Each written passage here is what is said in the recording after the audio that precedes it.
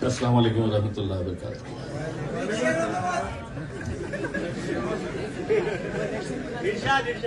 अबरार भाई को सुनने के बाद कोई दूसरा उनके बाद खड़े रहे, ये बहुत ही गलत तरीके से मुझे फंसाया गया है। अबरार भाई वाकई में ये जो नज़म है आपकी, ये आज के जो हालात है, हम सभी मिलकर ये दुआ करें कि हमारा फितनाए दज्जाल भी बहुत जल्द खत्म हो जाए। जिस हालात से हम गुजर रहे हैं, अबरार भाई ने बिल्कुल सही बात कही है। अबरार भाई मेरे लिए सिर्फ एक शायर ही नहीं है, एक बहुत अजीम शख्सियत है, मेरे भाई है, दोस्त है, और मैं उनका बहुत बड़ा फैन हूं। यकीनन उन्होंने एक बात कही है कि हम दोनों जो काम कर रहे हैं वो मोहब्बत का काम कर रहे हैं। मैं सियासत के जरिए कर रहा हूं और वो साहित्य के जरिए कर रहे हैं। उन्होंने कहा कि इम्तियाज जलील मुझे बिगाड़ना भी चाहते हैं करके। मैं कैसे बिगाड़ना चाहता हूं उन्हें ये भी बताना जरूरी है, और यकीनन आप लोग मेरा साथ देंगे इन्हें बिगाड़ने में।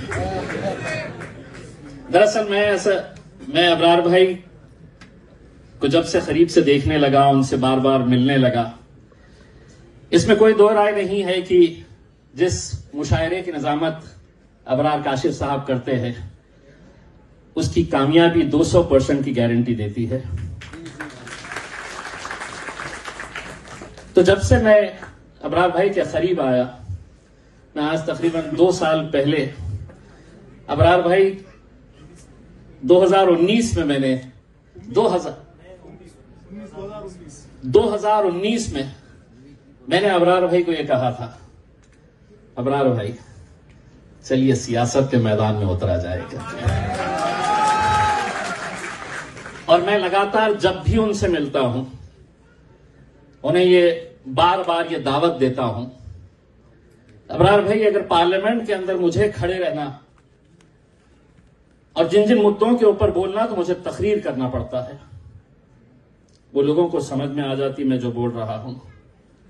अगर आप खड़े रहे और ये नज़म पढ़ दे तो दज्जाल को समझने के लिए कम से कम 8 दिन लग जाएंगे कि क्या कहा है।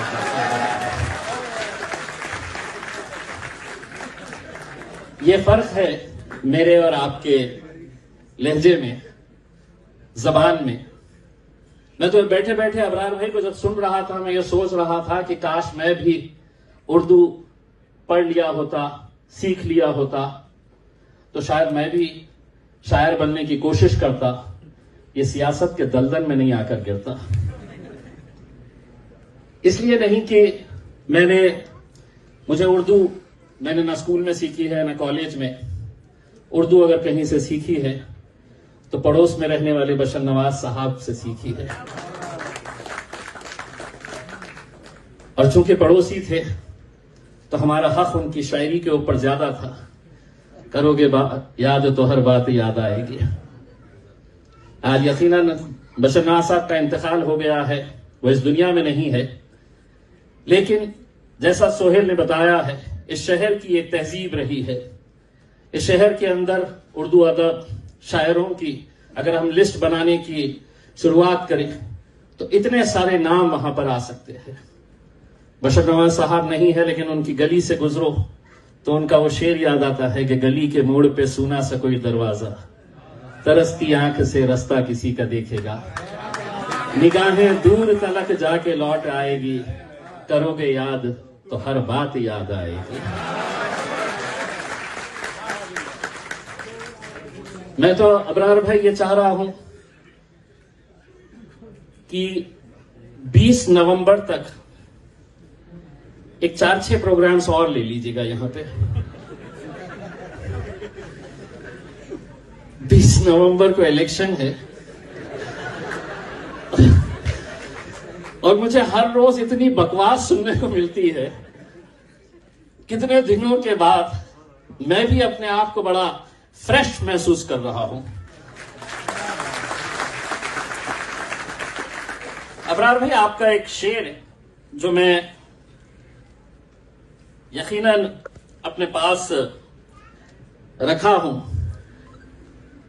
जब ये नौजवानों का जोश देखता हूं तो आप ही का शेर, ये बकवास जब मैं बाहर सुनता हूं तो आप ही के शेर, अगर तुम हो तो घबराने की कोई बात नहीं है, अगर तुम हो तो घबराने की बात थोड़ी है, जरा सी बूंदा बांदी है, बहुत बरसात थोड़ी है।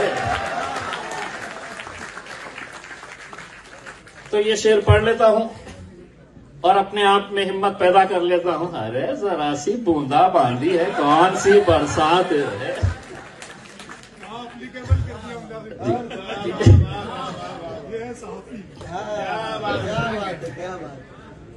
तो मैं अबरार भाई को बहुत बहुत मुबारकबाद पेश करता हूं।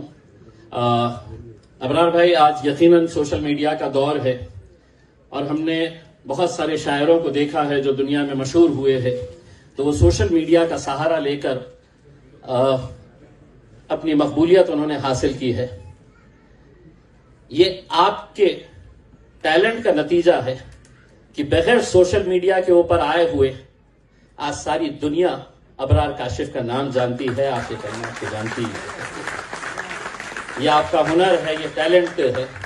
और अबरार भाई, सही मानों में अगर देखा जाए तो जब आप बोलते हैं तो ऐसा लगता है कि आप बोलते ही जाए, रुके ना। लेकिन आज आपने इस शहर को चुना, अपने इस YouTube को, आपके सोशल मीडिया को लॉन्च करने के लिए। मैं औरंगाबाद की अदब और तहजीब से ताल्लुक रखने वाली आवाम की तरफ से आपका तहे दिल से शुक्रिया अदा करता हूं।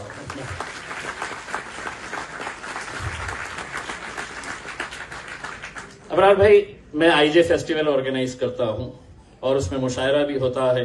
आप भी उस मुशायरे के अंदर आए हैं।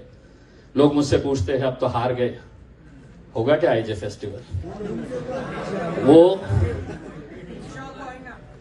वो सियासी हार थी, लेकिन इस बार भी होगा।